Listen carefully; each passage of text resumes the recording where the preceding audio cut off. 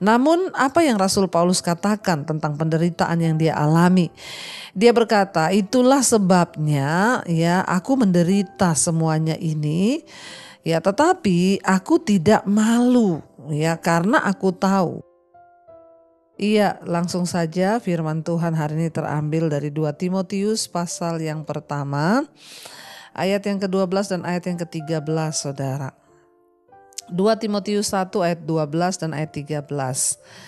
Itulah sebabnya aku menderita semuanya ini, tetapi aku tidak malu. Karena aku tahu kepada siapa aku percaya dan aku yakin bahwa Dia berkuasa memeliharakan apa yang telah dipercayakannya kepadaku hingga pada hari Tuhan. Ayat 13, peganglah segala sesuatu yang telah engkau dengar daripadaku sebagai contoh ajaran yang sehat dan lakukanlah itu dalam iman dan kasih dalam Kristus Yesus. Saudara, ya surat 2 Timotius ini ditulis oleh Rasul Paulus buat anak rohaninya Timotius. Ya, banyak nasihat yang diberikan oleh Rasul Paulus bagi Timotius terutama di dalam pelayanan. Rasul Paulus adalah seorang yang menyerahkan hidupnya total untuk mengikuti Tuhan, bahkan untuk menjadi pemberita Injil, saudara.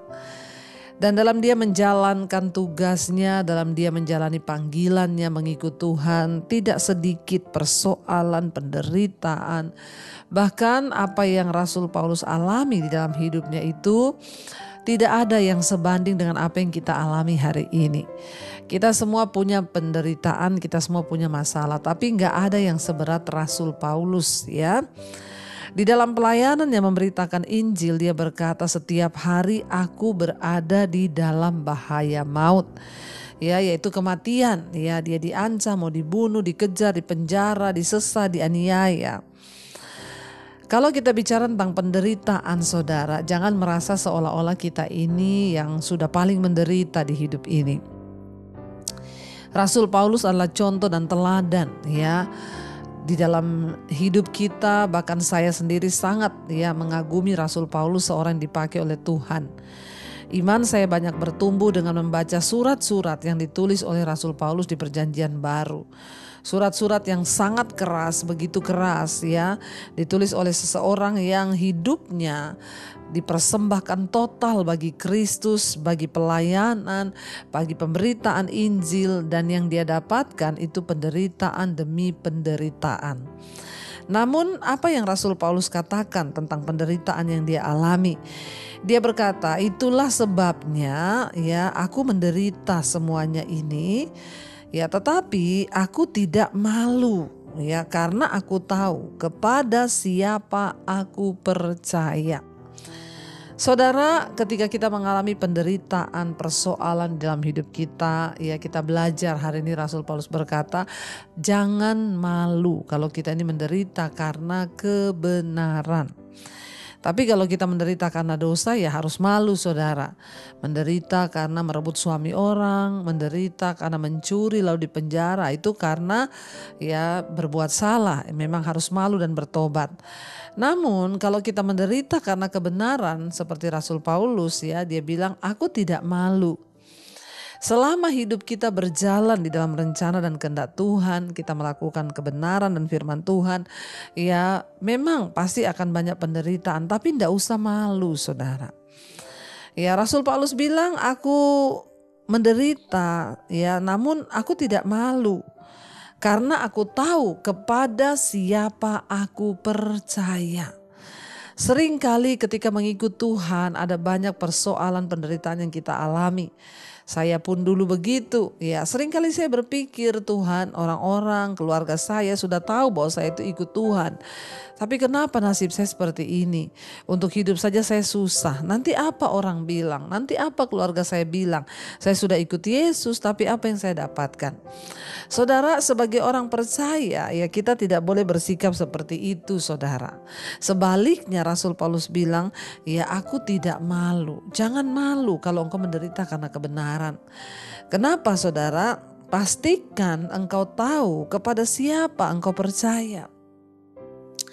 Rasul Paulus bilang, aku tidak malu karena aku tahu Ya, kepada siapa aku percaya?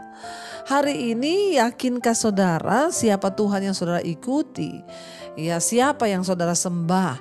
Kalau engkau menyembah Tuhan yang berkuasa, Tuhan yang sudah engkau lihat ya bahwa Dia Allah yang hidup, berkuasa, sanggup melakukan segala perkara, maka kita juga dapat berkata, karena aku tahu kepada siapa aku percaya. Bangkitkan imanmu hari ini dan katakan, Tuhan, aku tidak takut, aku tidak malu atas penderitaan yang aku alami hari ini, karena aku tahu kepada siapa aku percaya, itu kepada Tuhan Yesus Allah yang berkuasa, yang berdaulat. Ya, bagaimana kita bisa mengenal siapa Tuhan yang kita percaya? Tentunya kita harus memiliki hubungan pribadi dengan Tuhan. Lewat firman, Roh Kudus, lewat kesaksian, pengalaman hidup, kita bisa mengenal siapa Tuhan kita. Makanya Rasul Paulus bilang, aku tidak malu menderita. Karena aku tahu kepada siapa aku percaya. Ini adalah sebuah ungkapan iman yang begitu luar biasa. Wow, seandainya kita semua juga dapat berkata, ya aku tidak takut, bahkan mati sekalipun aku tidak takut. Kenapa? Karena aku tahu kepada siapa aku percaya. Kepada Dia, Tuhan yang memberi kemenangan. Aku percaya kepada Yesus yang memegang kendali atas hidupku. Aku percaya kepada Yesus yang memegang masa depanku, bahkan yang akan memberikan hidup di dalam kekekalan. Saudara, kepada siapa engkau percaya hari ini? Kalau engkau percaya kepada manusia, engkau menaruh harapan pada manusia, maka ya engkau pasti kecewa. Tapi jika hari ini kita menaruh harapan dan percaya kita kepada Tuhan, maka kita dapat berkata, aku tidak takut karena aku tahu kepada siapa aku percaya. Sekalipun masa ini berganti, sekalipun dunia ini bergoncang, aku tidak takut karena aku tahu kepada siapa aku percaya. Ya, lalu dikatakan di sana saudara, dan aku yakin bahwa Dia, huruf besar Tuhan ya, Dia adalah Tuhan yang berkuasa memeliharakan apa yang telah dipercayakannya kepadaku hingga pada ya hari Tuhan. Ya, kita juga harus percaya bahwa Dia Tuhan yang bertanggung jawab. Dia Allah yang dapat dipercaya, bahwa Dia Tuhan ya yang akan meneguhkan. Dia juga Allah yang berkuasa ya, Rasul Paulus bilang. Dan aku tahu juga bahwa Dia Allah yang berkuasa dan Dia sanggup ya memeliharakan apa yang sudah dipercayakannya kepadaku sampai pada hari Tuhan. Kita harus percaya bahwa Tuhan itu berkuasa.